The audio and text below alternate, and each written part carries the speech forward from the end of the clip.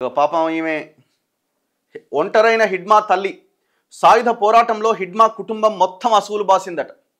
హిడ్మా చిన్నప్పుడే తండ్రి చనిపోయినట. తల్లి, ఇద్దరు అన్నలు, అక్కతో హిడ్మా కుటుంబం పూవర్తి గ్రామంలో జీవనం సాగించేది. పీపుల్స్ వార్ పార్టీ గ్రామాల్లో జననాట్య మండలి వారు సభలు సమావేశాలు నిర్వహించేవారు. ఈ క్రమంలో హిడ్మా సోదరులు పార్టీ వైపు ఆకర్షితులై అందులో చేరారు. 2008లో హిడ్మా అక్క చనిపోయింది. 2015లో హిడ్మా అన్న ఎన్కౌంటర్లో చనిపోయింది. ఆయనకు గుర్తుగా పూవర్తిలో హిడ్మా భారీ స్తూపం కట్టించిండు.